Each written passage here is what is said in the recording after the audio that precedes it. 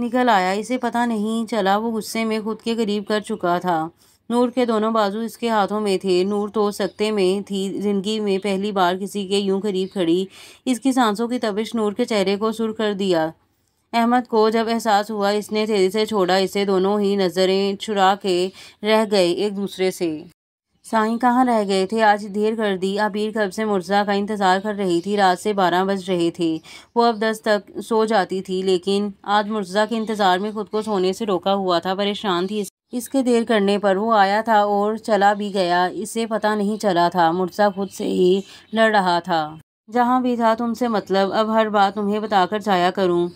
ایک پل کو اس کا فکرمند چہرہ دیکھنا سکون ملا تھا اسے، لیکن صبح والی باتیں ذہن کے پردے پر لہرائیں تو لہجہ ہی بدل گیا۔ سخت من اور غصہ ایک پل میں دوڑ آیا تھا۔ جی میں کھانا لاؤں؟ عبیر کو اس کا سرد من سنجیدہ لہجہ کنفیوز کر گیا تھا۔ بھوک نہیں مجھے، اور ہاں اب کوئی سوال نہیں، جا کے سو جاؤ، اس وقت دماغ پہلے ہی گما ہوا ہے، مزید کوئی سوال نہیں۔ مرتضیٰ اس کا بازو پکڑتا، سخت لہجے میں کہتے ہی وہیں چھوڑتا واش روم میں گھس گیا۔ عبیر کا دل بھر آیا تھا اس لہجے پر۔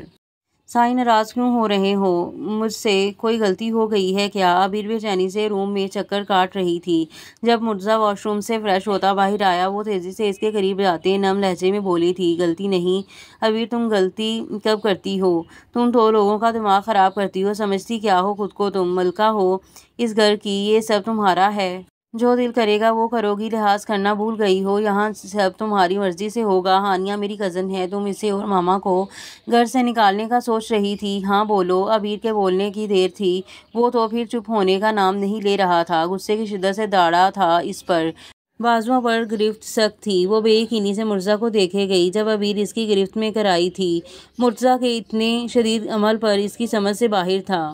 سائیں چھوڑیں، درد ہو، خاموش، بالکل چپ، ایک بھی آنسو بہایا نہ تو مجھ سے برا کوئی نہیں ہوگا۔ کہا بھی تھا میرا دماغ گھما ہوا ہے، کوئی سوال مت کرنا، لیکن تمہاری الٹی کھوپڑی میں کہاں کوئی بات بیٹھتی ہے؟ عبیر میں نے کہا نا چپ۔ مرتضیٰ اس وقت اتنے غصے میں تھا، عبیر کے آنسو تک اثر نہیں کر رہے تھے اس پر۔ وہ بیچاری اس کی مضبوط گرفت میں پھڑپڑاتی رہ گئی۔ اس کے سرد نفرت لہجے نے تو اندر تک توڑ دیا اسے۔ آنسو شدت سے بہہ رہے تھے۔ مرتضیٰ کی گسیلی نگاہوں سے خوفزدہ ہوتی سو کرتی خود پر ضبط کرنے لگی۔ چہرہ سرخ ہو گیا تھا۔ میری ایک بات کان کھول کر سن لو، میری ماما کو آج کے بعد کوئی بھی تکلیف ہوئی تمہاری وجہ سے تو جان سے مار دوں گا، تمہیں بھی خود کو بھی، قصہ ہی ختم ہو جائے گا ہم دونوں کا۔ اس کے زہر کھن لہجے میں وہ اپنی صفائی سے کچھ بول ہی نہیں پائی۔ اس کے نفرت بھرے انداز لہجے نے تو ہر لفظ چھین لیے تھے۔ اس معصوم کا دل یوں لمحے بھر میں توڑ دیا تھا۔ جھٹکے سے اسے چھوڑتا خود جا کے بیڈ پر سونے لگا۔ وہ زمین پر گری اپنی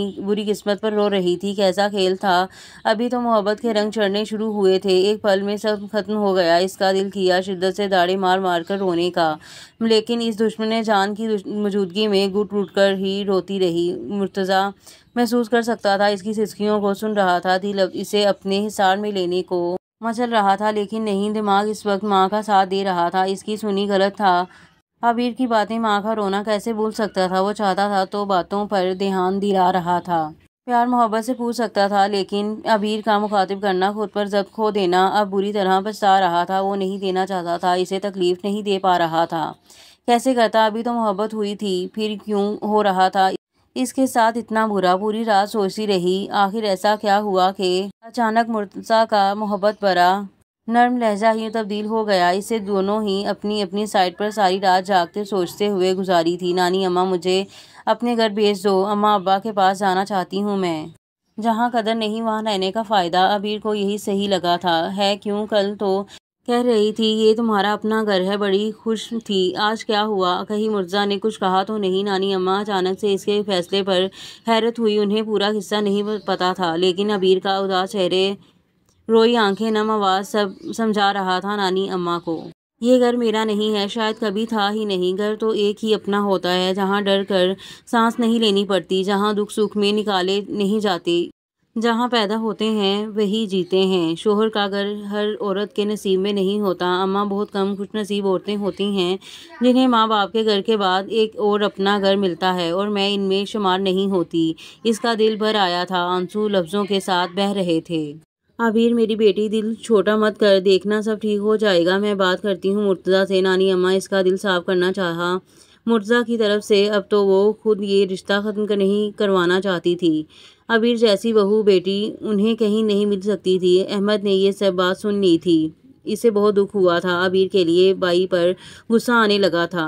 تم اتنے اداس ہو کے یہاں کیوں بیٹھے ہو؟ اس کی خاموشی پر حیرت ہوئی۔ بائی بھابھی کی بالکل قدر نہیں کرتے، جبکہ اب ان کے بیچ سب کچھ ٹھیک ہو رہا تھا۔ پتہ نہیں کیا ہو گیا، اچانک سے بھابھی جا رہی ہیں واپس گاؤں اور وہ خاموش رہنے لگی ہیں۔ مجھے اچھا نہیں لگتا انہیں اس طرح دیکھتے ہوئے۔ احمد نہ جانے کیوں اس کے سامنے اپنے دل کا بوجھ ہلکا کرنے لگا۔ نور کو اتنا اندازہ ہو گیا تھا یہاں احمد عبیر سے زیادہ کلوز ہے، وہ دل سے بھابھی کی عزت کرتا ہے۔ نور کو احمد کی یہ بات بہت اچھی لگی تھی۔ پھر تم کیوں نہیں کچھ کرتے ان کے بیچ سب ٹھیک کرنے کی؟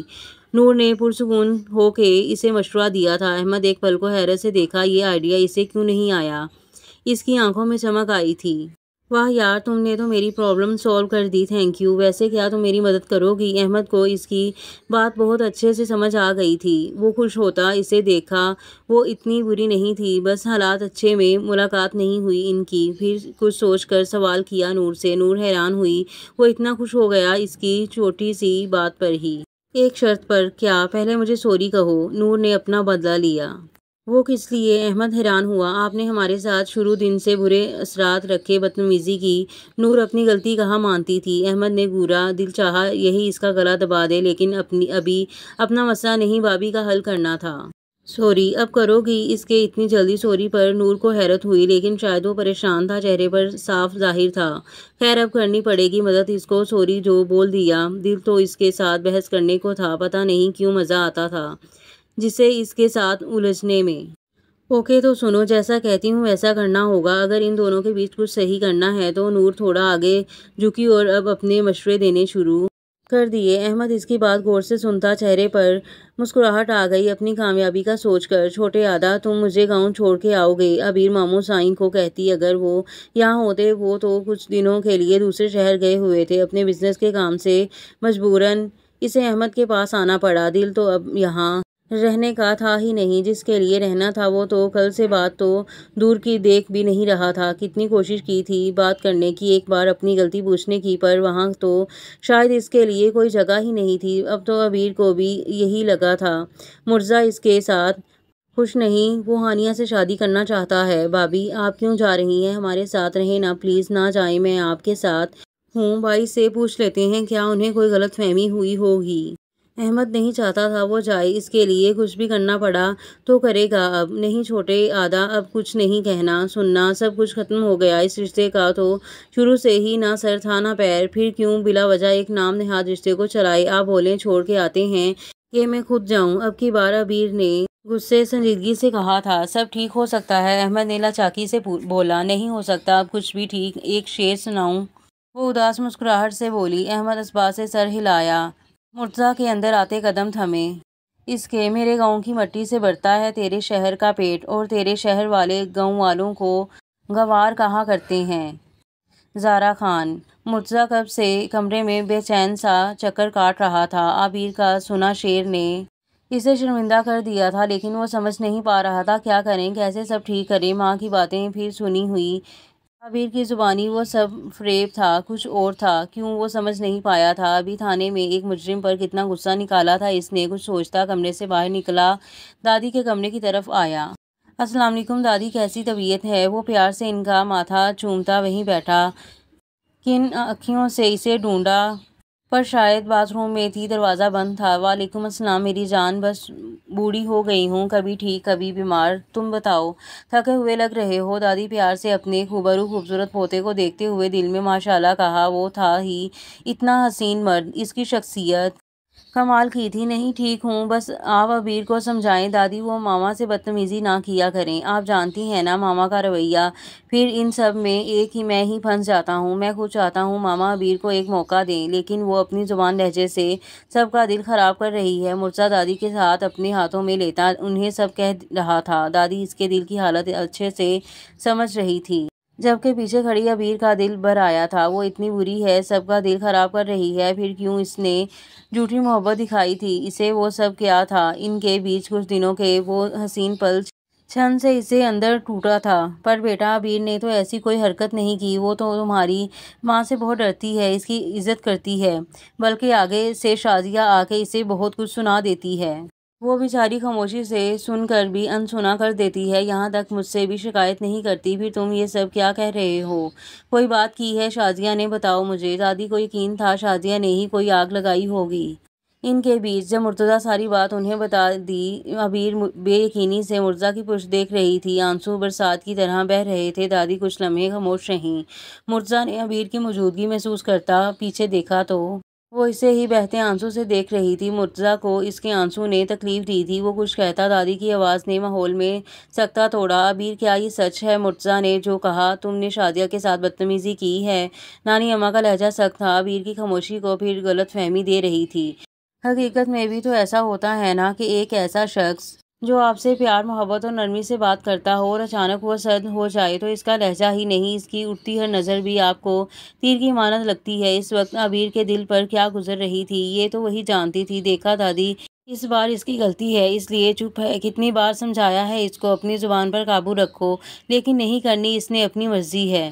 मुर्तज़ा को गुस्सा आया था इस पर। वो आंसू साफ करती, जब से आंखें मीच कर गहरा सांस लेती, फिर उन्हें देखा। मैं सास अम्मा से माफ़ी मांग लूँगी, झुके सर से नम आवाज़ में बोली। मुर्तज़ा कुछ धीमा पड़ा था।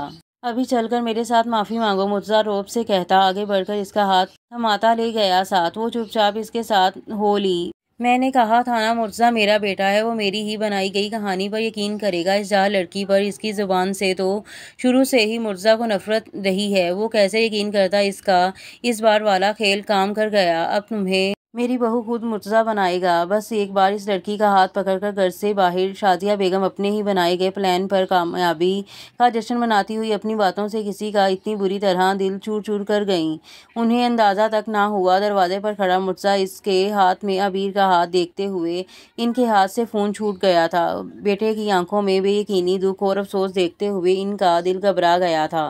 मुर्तज़ा बेटे, ये इनकी आवाज़ लरज़ गई थी। वो घबराती हुई आगे बढ़ती, पर मुर्तज़ा खुद अंदर आता शिकवा कुन निगाहों से माँ को देखा। अबीर को लाया था मामा आपसे माफ़ी मांगने, एक मौका मांगने आया था इस रिश्ते को चलाने का, पर आपने मुझे मेरी नज़रों में गिरा दिया इतनी बुरी तरह मामा।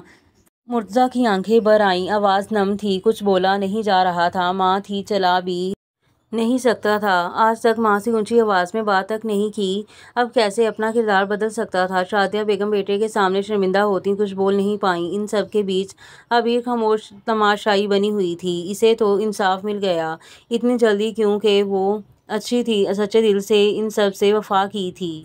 मैं माफ़ी मांगती हूँ आपसे, ये सब तुम्हारी वजह से हुआ है। मैं अपने बेटे से दूर हो गई हूँ, तुमने किया है ये सब से ही चाहती थी ना मेरा बेटा, ये घर सब तुम्हारा हो जाए, अब खुश होना। अबीर गलत ना होते हुए भी माफ़ी मांग ली। वो साथ लाया था, वो यही सुनना चाहता था, इसलिए तो वो खुद को बेमोल करती गई। शाजिया बेगम ने गुस्से में आगे बढ़ते अपना सारा गुस्सा इस पर निकाल दिया, एक थप्पड़ के साथ लफ्ज़ों के 1000 थप्पड़ मार कर।